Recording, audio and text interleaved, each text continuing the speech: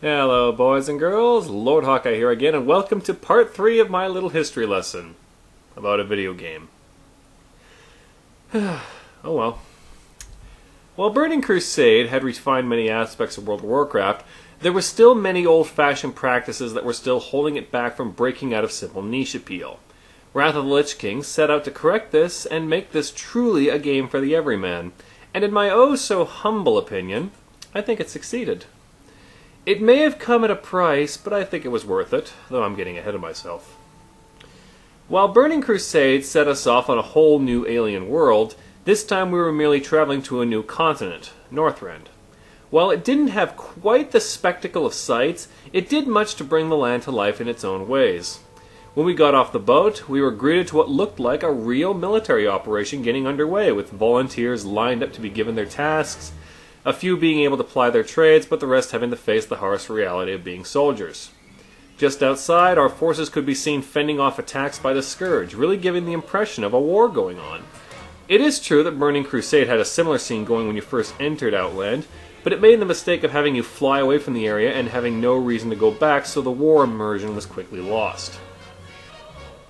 This was one aspect that made Wrath stand above what came before: plot and immersion. The quests had much more in-depth storyline, and the atmosphere gave a very real sense that you were in the Lich King's territory now, and that nowhere was truly safe.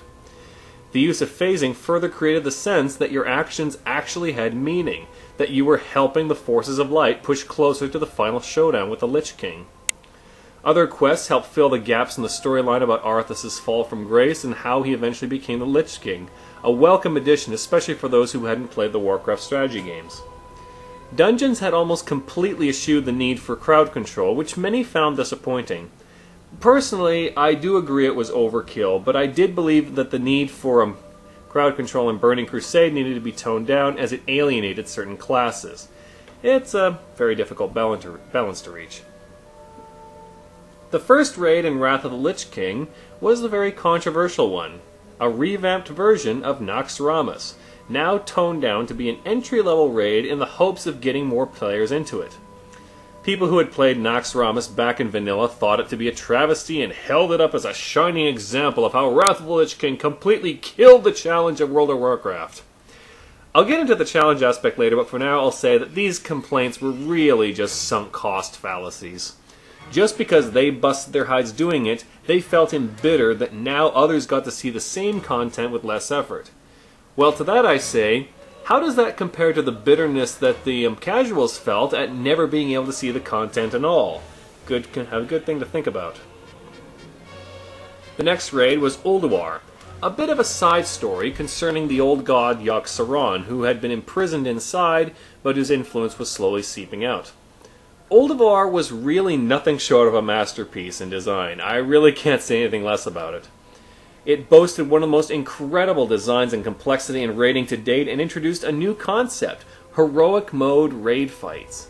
By fulfilling certain conditions, players could fight bosses in a much more difficult manner, resulting in achievements and improved loot, and opening the way to a whole new boss who was especially notorious in difficulty. Yogg-Saron himself had multiple levels of difficulty, and his hardest remains one of the greatest challenges this game has ever offered. So it's no surprise that the raid that came next came off as a bit underwhelming by comparison: the Argent Tournament. With the goal of handpicking the greatest heroes on Azeroth to face the Lich King, Tyrion Fordring created the Argent Tournament to put eager adventurers to the test. This raid featured no trash fights, just 5 bosses fought one after another. This raid was also frequently held up as Wrath selling out to the casuals, but again, I think these accusations were a bit too knee-jerk. I did like the tournament as a bit of a calm before the storm leading up to Icecrown, and after how long and tedious even Ulduar could get sometimes, I really welcomed a raid that could be done in a short amount of time. If anything, my criticism of Argent Tournament was its timing.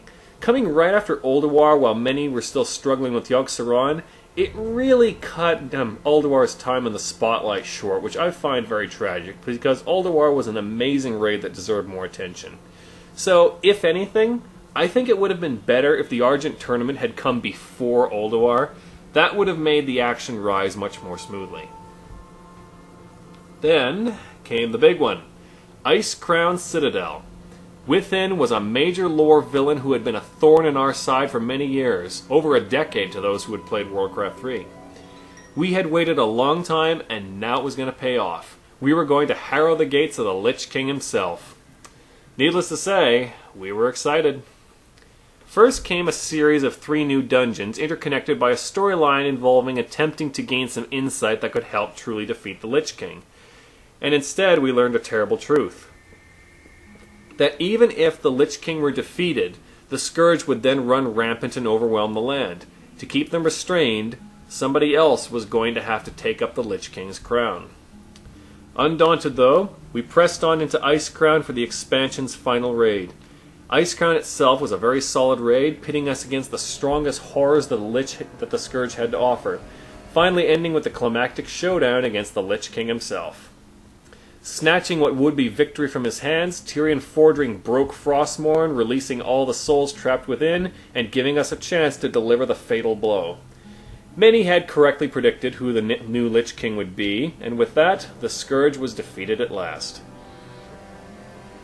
Though one questline suggested otherwise, there are many signs that the good man that Arthas used to be still existed in the Lich King, such as Jaina's locket still being in his possession after all this time, but more evident was in his master plan. He had intended to let Tirion create the greatest fighting force Azeroth had ever known and turn them into agents of the Scourge for his final assault on the world. But this begs the question of why. By all accounts, he already had the power to conquer the world, so why did he need us? Especially when it came at the expense of all his other major generals and agents. I think the answer is simply that Arthas was still in there somewhere, and he deliberately designed his plan to create an opportunity for the world's greatest heroes to face him. In other words, on some level, the Lich King wanted us to stop him. Wrath was often the subject of controversy. Many criticized it for making everything too easy and handing gear out. While I do agree it made things easier, and I'll even grant that it went too far at times, I'm really tired of all the hate that gets thrown at it. What really saddens me is how people hate on the difficulty so much that they don't stop to look at all the good things that Wrath brought us. It brought us better gameplay, more things to do, a far more in-depth storyline, and a world that felt much more alive than ever before, and I really think people do themselves a disservice by not acknowledging this. Folks, you need to let go. You need to let go of these silly, old-fashioned ideas that you can't have fun unless some people are barred from joining in too. You need to stop expecting challenge to be handed to you in a manner of your choosing, because as I've said before, challenge is something you make yourself. More important, you really need to stop getting so worked up just because others are following the trail that you blazed and getting things that you got to enjoy with more ease. That's something you should be proud of. What's getting angry about it accomplished for you so far? It hasn't made this game go back to some fantasy good old days that never really existed, and it's only made you miserable. That's the path Arthas went down, and look where that got him. So now, World of Warcraft had changed in many ways, but it still had a lot of older content that was starting to drag it down by comparison. This wouldn't do, and this is something that would be the focus of the next expansion, Cataclysm. Until then, be aware and be wise.